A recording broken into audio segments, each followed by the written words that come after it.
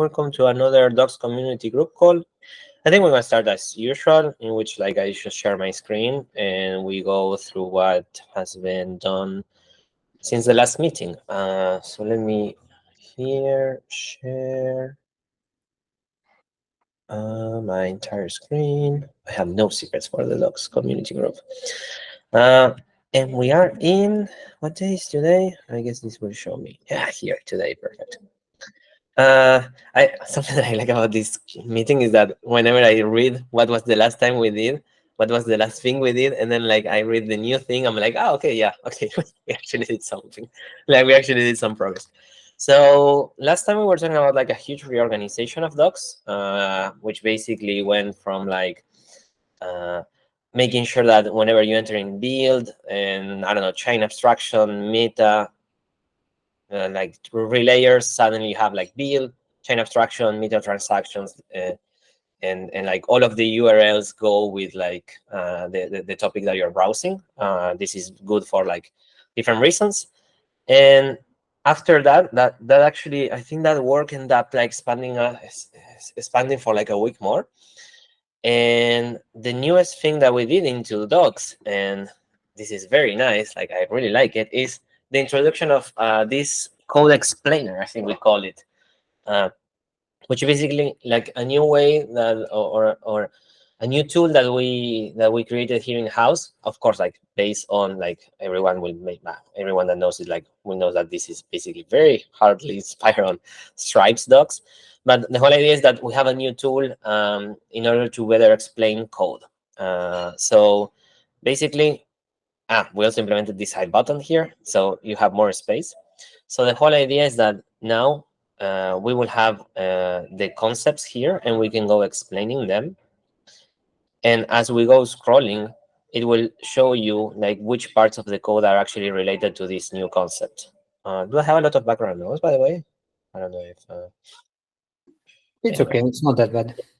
Let me know if it gets annoying. I can maybe close the door or something. No, it's like auto-canceling it out. You're good. Okay, perfect. So as you can see, like this can basically take a concept and explain like, okay, like, so you define the state on a smart contract and it's here and here. And then you have to initialize the state. And for that, you have initialization functions. And then you have like a default state that you can also use. And then, for example, if you go to functions, it will say like, okay, this is the interface. All of these functions are part of the interface. And you have initialization functions, you have state changing functions, and you have read-only functions, and you have private functions, and you have payable functions, and you have internal functions. And this works for both languages, like Rust and JavaScript, and across different files. And someone already, like, we already pushed the fix for this, like that you cannot change files. Like right now, it forces you to look at the file that you are looking. So we have changed this. I heard someone maybe raise a hand. Would that be? No, that was just, yeah. Okay, no worries. So this was like one of the main changes that we did. Another change that we did that so I always say, right, like it's not we work not like this is the docs groups, but it's like for when we talk about documentation, we also generally talk about resources and examples and tutorials. So another thing that we recently pushed, and actually that was yesterday, is a new version of Create Near app. So I guess that this is just easier if I just show. Sorry, I was working on multi-chain stuff and I have everything here. TMP, create, MPX, create, near, app, add latest. Always add the add latest, remember. And the main thing that we changed is that when you choose to create a web application, now you can choose if you want to use on-chain components, which some people refer to them as BOS components, the blockchain operating system components. And now you can choose if you want them or not. And if you choose no, what is going to happen is that, let me see, I will not install it, enter hello near and code. Here, what is going to happen is that you're going to have like a very simple page that does not include any sort of BOS components. Let me just quickly install it meanwhile. What does it say? Next, command not found. Sorry, install first. So we like this before used to be like a couple of pages. The package.json used to include like using the components has a lot of boilerplate. Like that's what I was trying to say. Like using the components has a lot of boilerplate. You can see that this installed like super fast now. And for the people that was just trying to create an application and like interact with a smart contract without having to use both components, most of them like were telling me like, hey, like getting rid of all of the part of the components is very annoying. So now we did that for them. And this is now available in the newest version of Create Near app.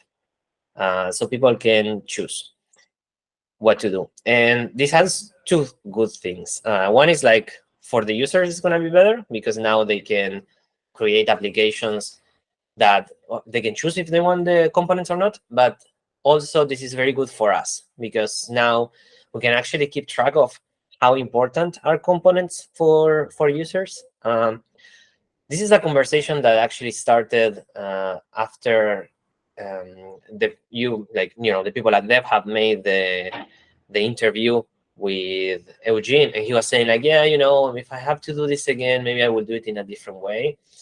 So yeah, we want to track, like, did people actually, ever catch on like actually using components for their projects or not? Outside of like playing around. Yeah. Besides that, there were, as usual, like a couple of improvements to examples all around. We finished migrating, I think, almost all of the examples to the Near SDK 5.1, but by far this was the main the main thing that we were working for like of this month. This month probably have been like 2 weeks full time of what I was doing, like whenever I was like working on docs specifically. I'm very happy how it ended up. It also works on mobile. Like it will change its structure in order to be like the code will be on top and this will be on bottom. I think I also already pushed like a fix for this, like that this is transparent. Someone else told me, and I was like, yeah, I didn't realize that this was just like transparent color, because that doesn't allow you to read very well. But the thing is that we are 99% there with the small fixes that we just push. This will be 100% done, and we hope it's useful for people. And we will wait, like, because something that like the first impulse that one will have is like, okay, perfect, like put it everywhere.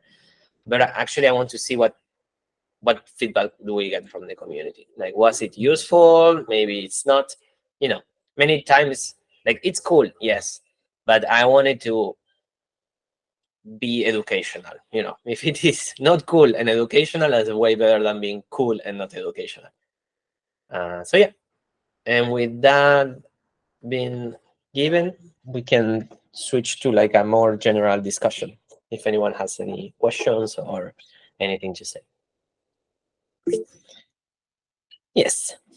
One of the things, like one of the pull requests that we had is effort from one of the contributors under Near Dev Hub, under your fellowship, and this is regarding the update of the Zero to Hero tutorial. To what state this is done? Yeah, the NFT Zero to Hero tutorial is fully migrated. And besides, like any minor mistake that we might find, it should be finished. Yeah, huge kudos to Garrick for like taking full ownership on doing this, and like it's honestly incredible like how well things went. Very, very, like, well, he's not here, but like I already told him like in person, and also I think at some point I put it in the chat. Very happy how did that go, because one does not realize like how hard the tutorial is, because you have so many steps. Like let me just share my screen so we are all in the same, right? Like so we know what we're talking about. Like so Sorry. The reason that I'm asking this is that I think that this would be a very good opportunities for people who are new to the docs or haven't tried to run out to this example to actually go through it, provide some feedback, and let's make it even better. So that's the reason that I asked for. Yeah, I think that that's more that the part of getting feedback generally happens organically.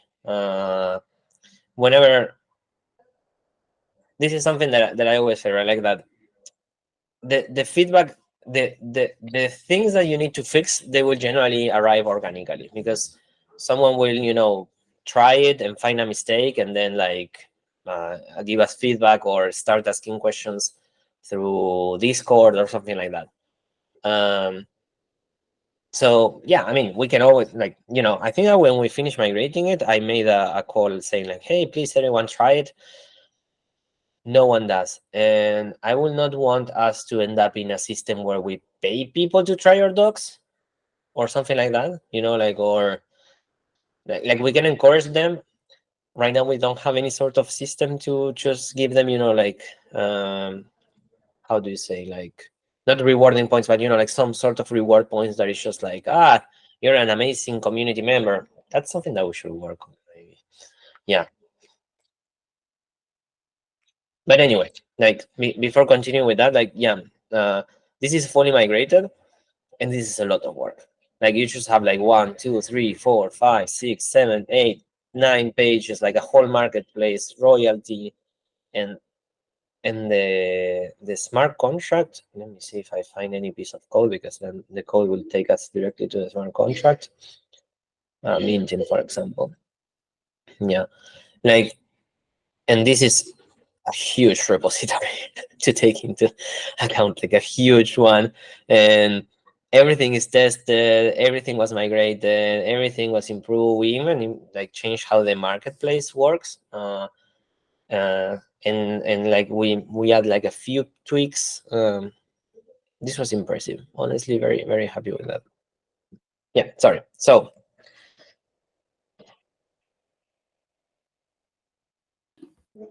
the question that I had also is related to, because we see that we have an open pull request for the fungible token Zero to Hero as well. Are you familiar to what state this is being migrated as well? naturally, we completely migrated. We need someone to review it.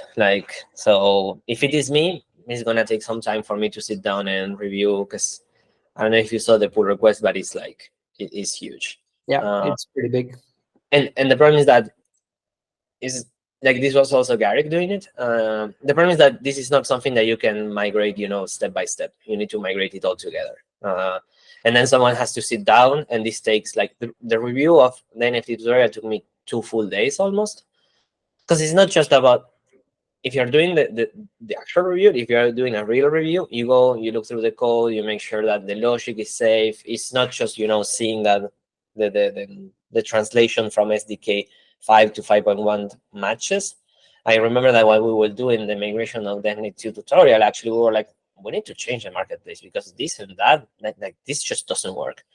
The thing is that it's such it's so big that it takes time. So in my list of priorities right now, it's not super. What are the current efforts in place in terms of reviewing it? 0 right now. Or you mean what are low-hanging fruits or contribution opportunities to docs? I think that is always the same. Low-hanging fruits is following the basic tutorials and make contributions if that doesn't work. Then the next step for docs, I can tell you. The next step for docs, so what we're gonna be working on most probably next month. We receive multi-chain is gonna be released soon, I think. I'm not sure when, but I'm quite sure that it's gonna be soon.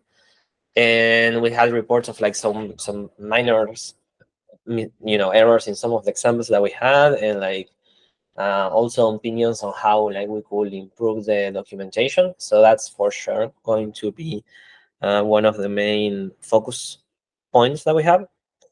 Another one, and again, since docs is not just docs, it's also tools, we are collaborating with Thrall, and actually Gary is sticking on this.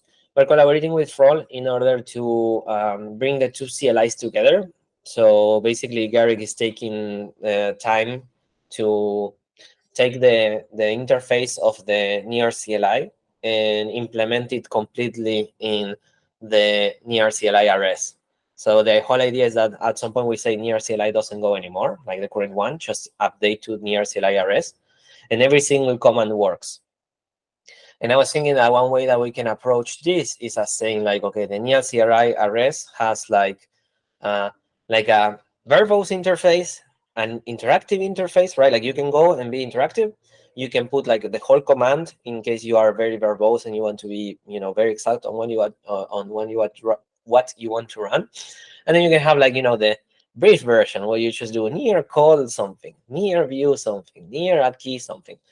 And at least we will keep it for a time like this, just because, you don't want to tell the whole ecosystem to migrate tools. That's just not a good idea. Besides that, Matthias is going to be working on updating again all the front end of the examples. Right now, this is very technical, but right now we are sharing states across components with something that is called substand, and you don't need that, to be honest. You can just do that out of a React context. If anyone has the question of like, well, why didn't you start with React context from the beginning? It's because like the template that we used first time, somebody has built it and has substand, and then you replicate it everywhere. And then at some point you're like, why are we using substand if we could just do this? And then you take the effort to migrate it. And yeah, that's gonna be Garrick. That's gonna be Matthias doing all the front end migration, and me. I just finished with the Near CLI, so now I have to fix everything from multi-chain. And after that, well, I have to see how much it takes me to think of multi-chain. But after that, we have to finish migrating all of the pages from the Near SDK, so we consolidate them in one place.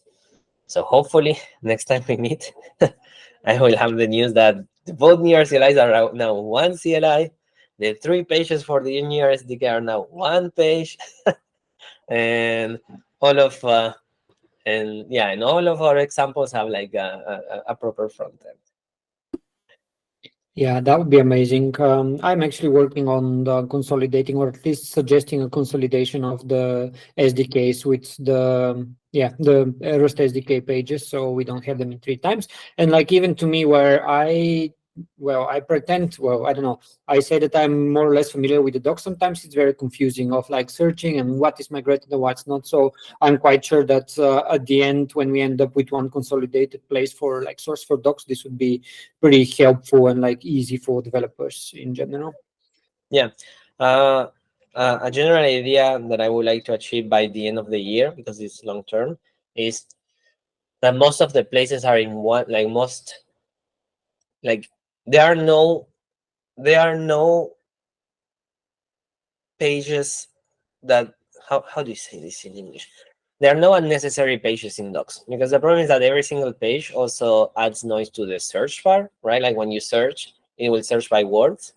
And therefore, like if you happen to, put Near CLI and you end up in a random page that just talks about Near CLI but does not show about Near CLI, that's a problem. So there are 2 ways to reduce that. One is about like implementing a new search engine, which is also something else that we're going to be collaborating with the data team from Pagoda. And the other one is like you remove as many pages as you can, because then like your search space is way reduced. Yeah. And since I said that, like maybe something else interesting that we're going to be working on docs is like an AI assistant for docs, where I don't want it I don't want an AI system that tells you how to do things. I want an AI system that guides you through docs. It's like, you're searching about this, like, it understands your intention. You're trying to deploy a smart contract using Near CLI, then go to this page. You're trying to build a smart contract using, the JavaScript SDK, go to this page. You're actually trying to use Near API.js in order to deploy an account, go to this other page, you see? So it doesn't try to guess how to do things, so there's no risk of hallucinating.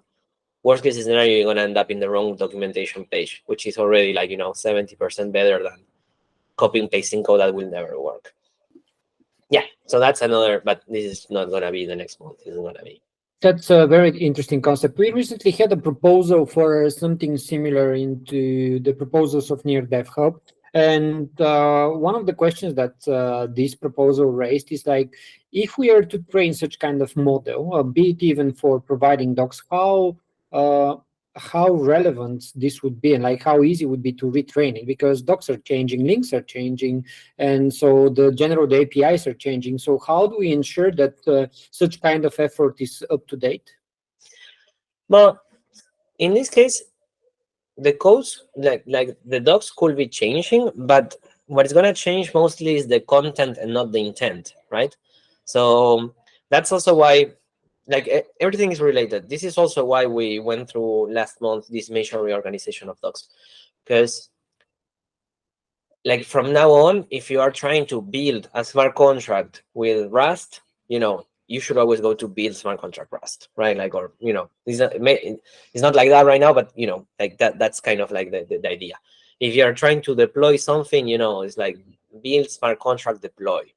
So I would not expect this to change that much. And actually, in the history of docs, the content of the page might change, but the intent of that page will not change. We can update how the SDK, like how you should actually write the SDK, but you're still trying to deploy a smart contract, like, and this has not changed since since forever. So that's not such a problem. And then the model, you don't need to train and retrain and retrain and retrain. Like I'm quite confident that I don't know if there will be any new products, but right, if you just build a model for all the products that we have now, and by products I mean like all the features that you can use, like multi-chain, smart contracts, front ends, components, data infrastructure, this is query API, etc., FT, NFT, etc. This is not going to change that much. Worst case scenario, we're going to have one new next year, I assume, except if something is coming that I'm not aware of. But yeah. Thanks, Guillermo. Thank you, everyone, for joining us on the Docs Community Call today. If you want to get in touch with us, join the Docs Telegram group. A link for it will be down in the description below. Once again, all contributions are welcomed, so make sure that you check the Docs repository as well. These calls are scheduled for every second Wednesday of the month, but if you don't want to miss them or any other DevHub events, make sure that you follow the DevHub community calendar. Once again, links below. Thank you very much, and see you on the next one.